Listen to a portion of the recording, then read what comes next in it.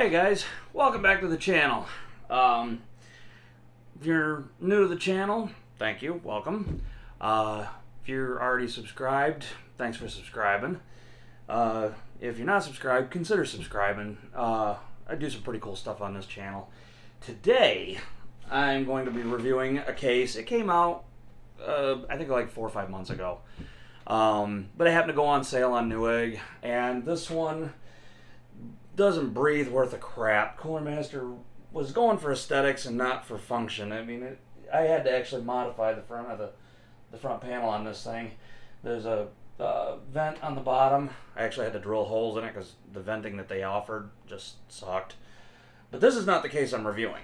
Okay, this is my old one. It looks pretty, especially with all the RGB, but it sucks for airflow. I've got all these fans, and it doesn't overheat, but it does not move air quite right.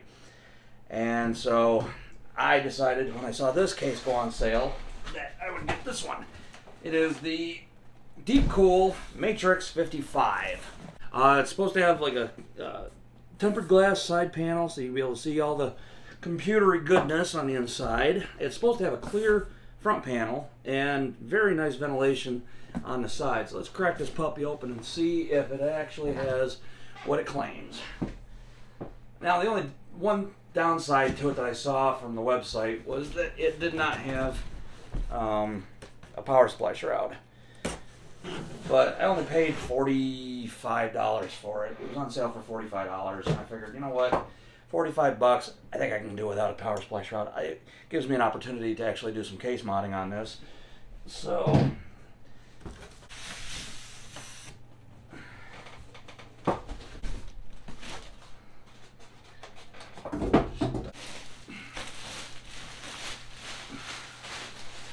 there we go.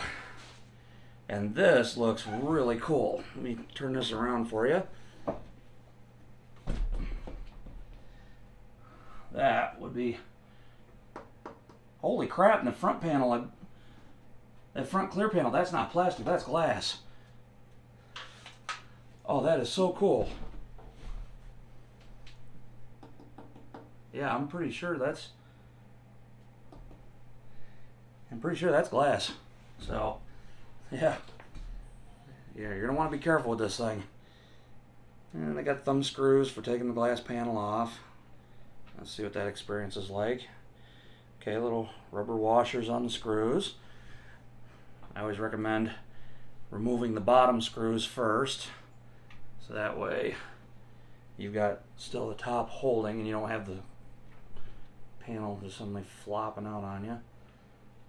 The nice thing about tempered glass is that it does not scratch very easy, so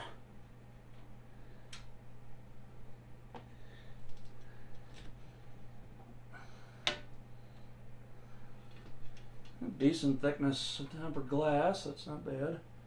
It's like some kind of jagged edges on the holes, so you want to be careful with that so you don't end up cutting yourself, but for the most part, not bad.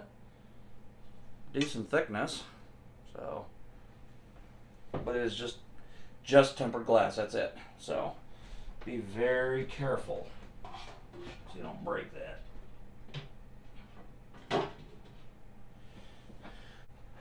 It's a steel case, so it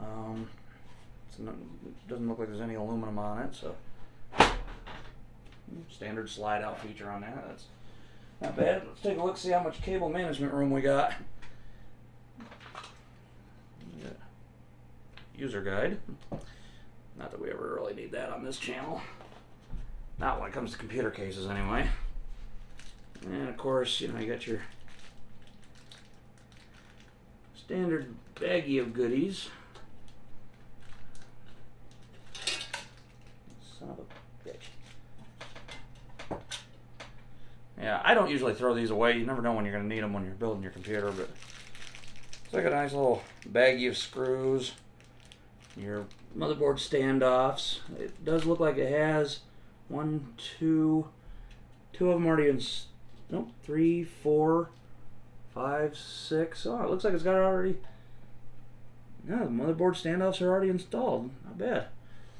Unlike Cooler Master, where you actually got to put them in and tighten them down and figure out where they got to go, this one's got them already pre-installed. It does have other spots for motherboard standoffs. That's why they give you extra ones in here. Now they give you a tool for. So that's the one thing about Cooler Master, is they give you a tool to. Yeah, I'm not seeing. Yeah, I'm not seeing one, but you just take a small pair of pliers, tighten them down carefully. About all you need. So, but yeah, again, does not have a power supply shroud, but it's got your drive caddies. I'm not. Yeah, they're not toolless, so you need a screwdriver. Okay, so.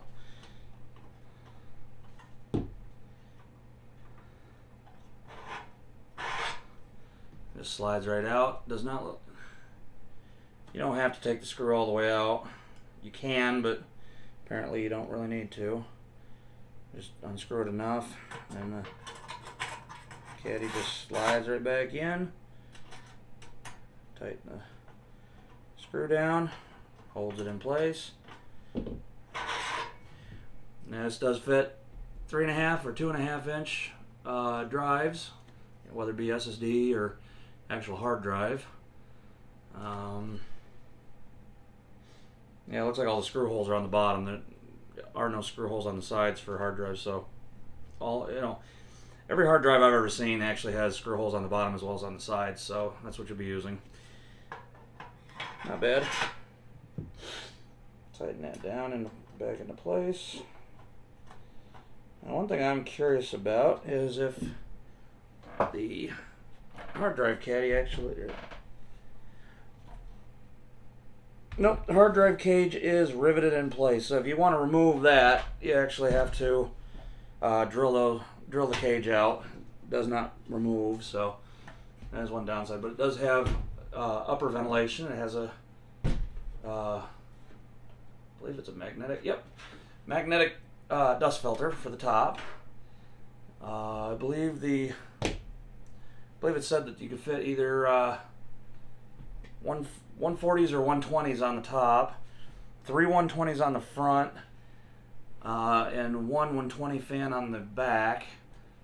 Now this particular one does not come with any fans at all, because they figure for the to get a cheap price, you can put your own fans in.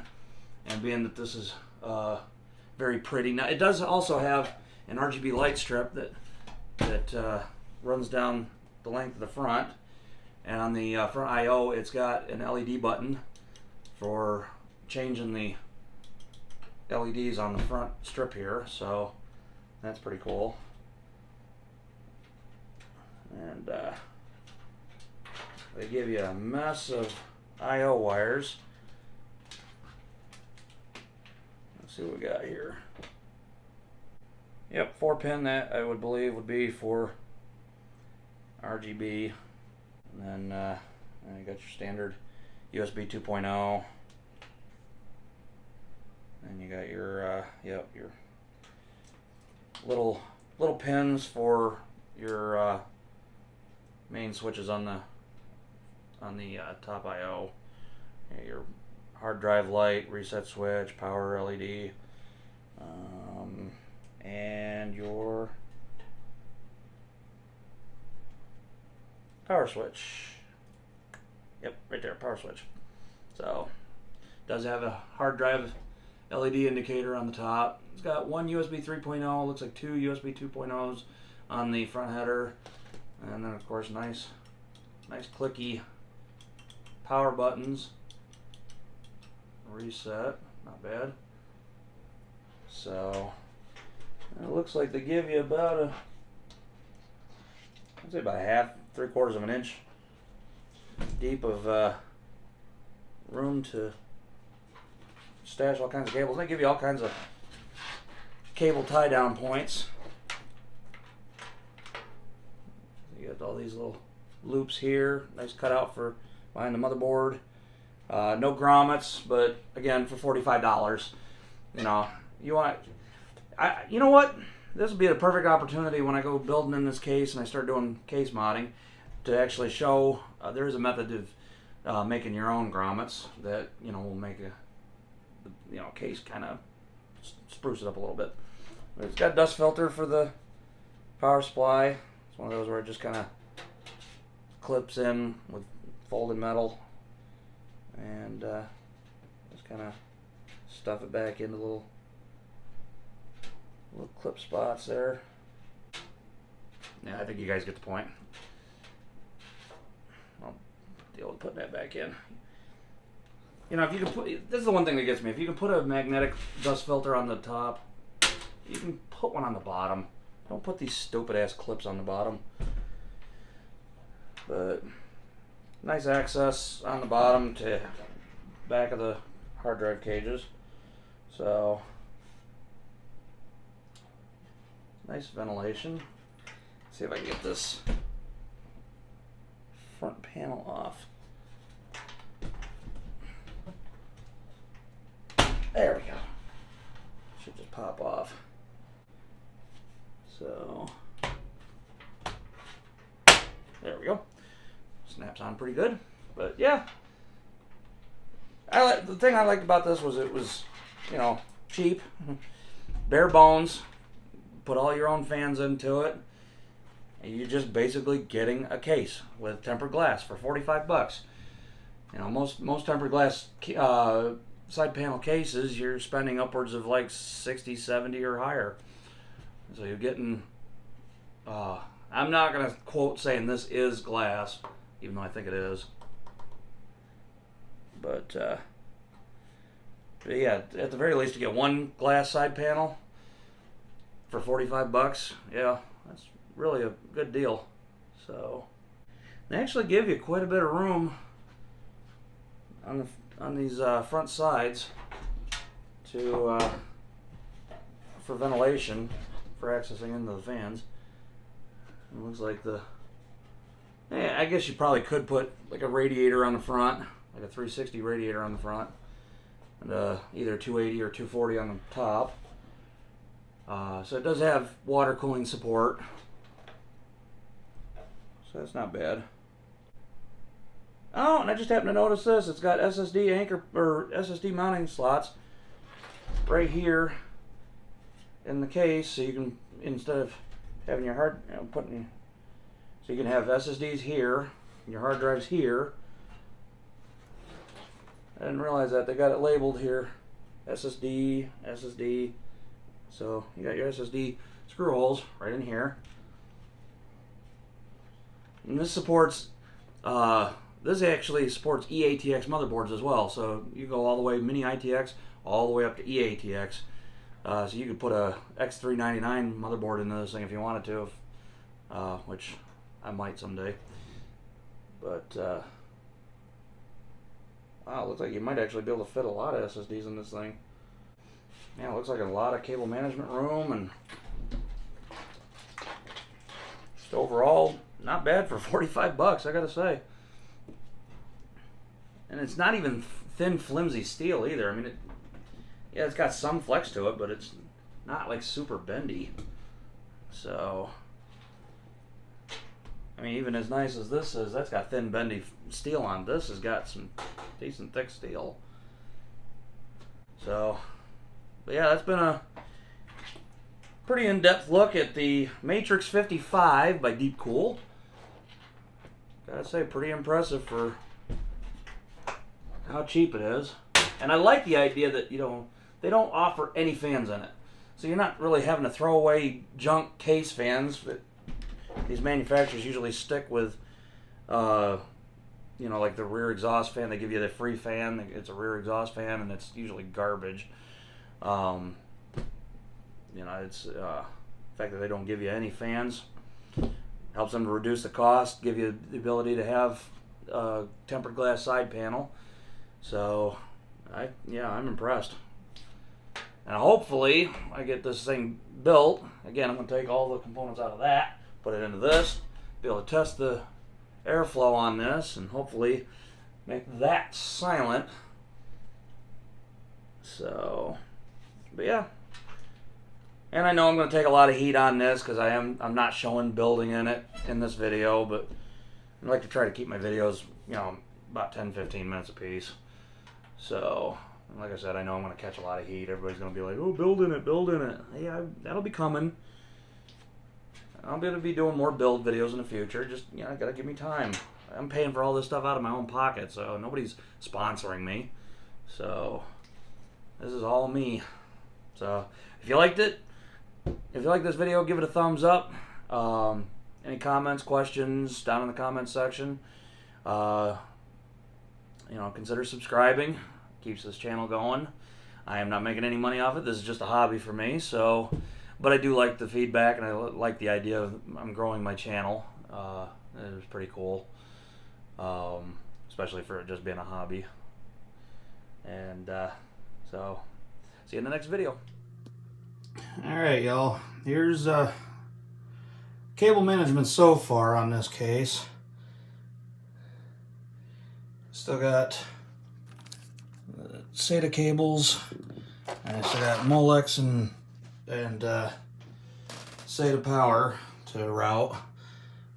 But of course I got all my fan leads and my my Corsair control box for the lighting, and the lighting node or whatever the hell it's called. I gotta route all the fans and whatnot. But one of the things I wanted to show you guys during this build, one little issue with the placement of the SSD. Now there's mounting holes to mount it right there, and right there next to the 24 pin, or the 24 pin cable that runs through. One of the issues I'm having is because of the end of the SSD being right by those holes, I'm having issues with routing the stinking cables so that it all kind of tucks around nicely. The way they got the SSD mounted, I got a feeling I'm gonna have to use double stick adhesive to mount that so that I can get that in a better position. Because like I said, right where the holes are, it sucks. Not to mention the fact that the Samsung logo is upside down. So, but that is progress so far on the inside of the case. I know it's a little mismatched. I got two fractal fans up there. I got a Thermaltake fan up there, and I got Lipa brand fans on my Hyper 212 Evo. And of course in the front I've got Corsair, I don't even remember now what they are, the HD 120s. Got these in the front. These are the fans I got on the Hyper 212 Evo, and then of course, you know, Ring 12 on the back of the case. But I had a JetFlow 120 Cooler Master fan on the back of my old case, but the thing without the resistor plugged in, that thing just screams like a banshee.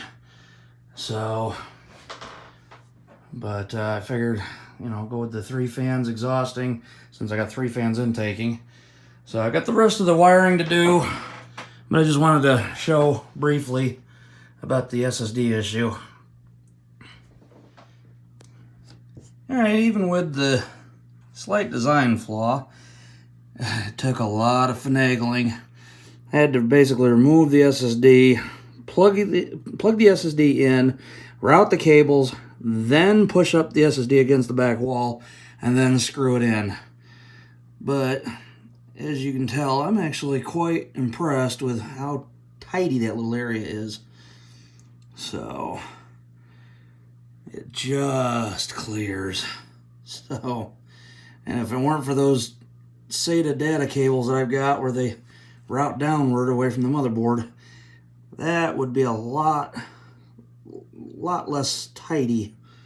So, Just something to keep in mind if you go building in this case.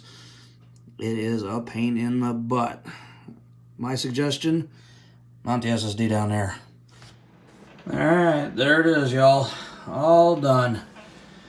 And all its RGB gloriness. As you can see, I got the RGB strip that comes with the case.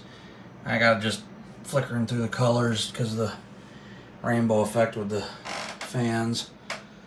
So, I'm not the most thrilled with the two white fans on top, but